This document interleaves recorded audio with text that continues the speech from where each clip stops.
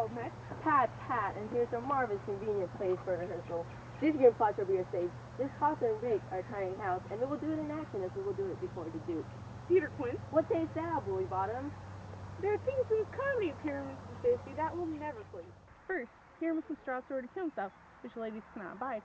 I'll answer you that. By locking a parlous fear. I believe you must leave the killing out when all is done.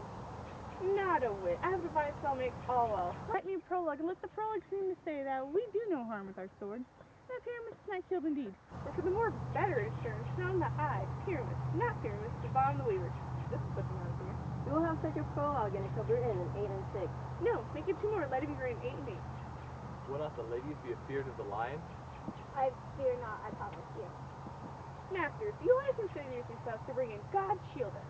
A lion among ladies is the most dreadful thing, but there is not a more fearful wild fowl than your own lion living, and we ought to look to it. Therefore another prologue must tell he is not a lion. Nay, he must name his name, and half his face seems to be seen through the lion's neck. And he himself must speak, saying thus or to some defect, lady, or fair lady, I would wish you, or I would request you, or I would entreat you, not to fear, not to tremble, my life for yours. If you think I come hither as a lion, what pity of my soul? No, I am no such thing. I'm a man. Men are. And then, indeed, let him name his name and tell him plainly he is none to join. Well, it shall be so, but there's 2 hard things. That is to bring in moonlight into the chamber for Pyramus and Thisbe meet by moonlight.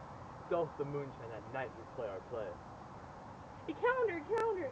Look at the almanac! Find out moonshine! Find out moonshine! Yes, it so shined at night. Why, he leaves the casement of the great chamber window where we play open, and the moon doth shine in at the casement. Aye, or else one must come in with a bush of thorns and a lantern, and say he comes to disfigure or present a person of moonshine. Then there's another thing. We must have a wall in the great chamber, for Pyramus and Thisbe, says the story, did talk through the chink of a wall. You can never bring in a wall. What say you, Bottom? Some man or other must present wall. And he should wear some plaster or some loam, or some rust cast about him, to signify wall. And he shall hold his fingers thus, and through the crannies shall Pyramus and Thisbe whisper. If that may be, then all is well. Come, sit down, every mother's son, and rehearse your parts. Pyramus, you begin, and after you've spoken your speech, enter into that break. Now, everyone, according to his cue.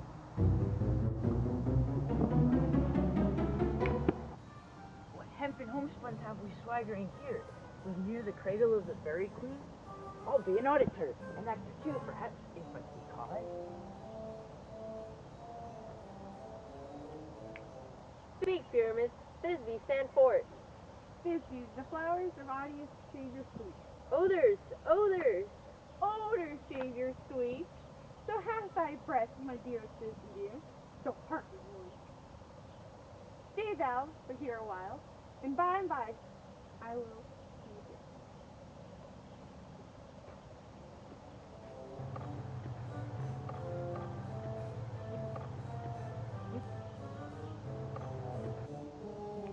A stranger Pyramus never played here before. Must I speak now? Aye, Mary must you, for you must understand he goes but to see a noise here, then is to come again. Most radiant Pyramus, most lily-white of hue, of color like the red rose on triumphant briar, most brisky juvenile and eke most lovely Jew, as truest horse that yet would never tire, I will meet thee, Pyramus, at Ninny's tomb. 9 and 2, men, why you must not speak that yet? That you answer your Pyramus. You speak your part at once, cues and all. Pyramus, enter, your cue has passed, it is never tire. Oh, as truest horse that yet would never tire. If I were fair Thisbe, I were only fine. Oh, monstrous, oh, strange, we are haunted. Pray, masters, spy masters, help! I'll follow you. I'll lead you about around. Through bogs, through brush, through brake, through briar. Sometime a horse I'll be, sometime a hound, a hog, a headless bear, sometime a fire, and neigh, bark, grunt, and roar, and burn, like horse, hound, hog, bear, and fire at every turn.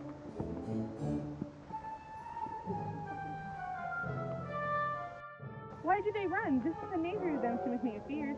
O Bottom, thou art changed. What do I see on thee? Do you see an asset of your own? Do you? Bless thee, Bottom, bless thee, thou art translated. This is the knavery of them to make an ass of me, to fright me, if they could. But I will will not stir from this place, and I'll do what they can. I will walk up and down here, and I will sing, and they shall hear I'm not afraid. The owl so cock so black of hue, with orange tawny bill, but also and the note so true, with orange quill.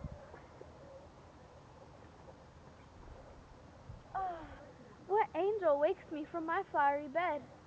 The finch, the sparrow, and the lark, the plain song cuckoo gray. Many men have doth mark, and dares not answer nay. For indeed, who would set his wit to such a foolish bird? Who would give a bird the lie? Who would cry cuckoo, ever so? I pray thee, gentle mortal, sing again.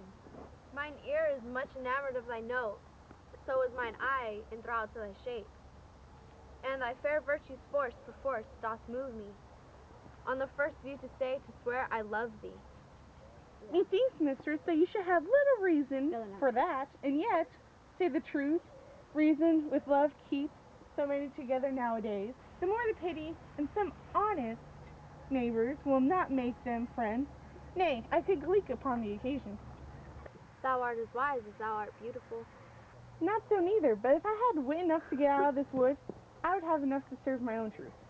Out of this wood not desired to go, thou shalt remain here whether thou wilt or no. I am a spirit of no common rate, so summers doth tend upon my state.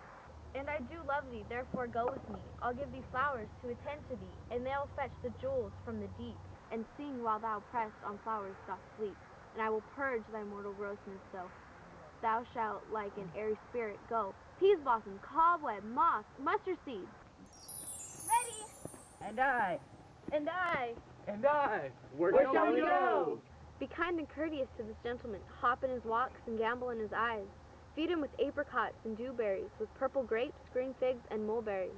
The honey bags steal from the humble bees, and for night tapers prop their waxen thighs, and light them at the fiery glowworm's eyes, to have my love to bed and to arise, and pluck the wings from painted butterflies, to fan the moonbeams from his sleeping eyes. Nod to him, elves, and do him courtesy. Hail, mortal. Hail. Hail. Hail. I cry your worship's mercy, hardy. I beseech your worship's name. Cobweb. I shall desire you of more acquaintance, good master Cobweb. If I cut my finger, I shall make bold with you. Your name, honest gentleman. Peas blossom.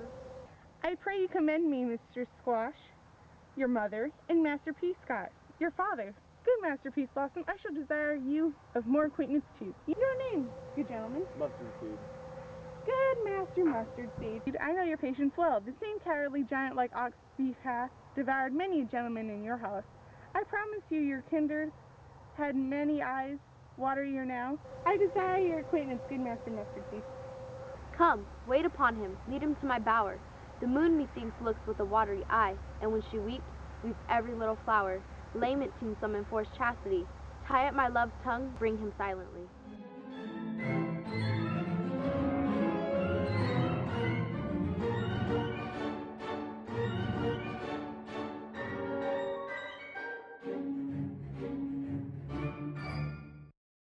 I don't wanna fall out, but we're all out of time.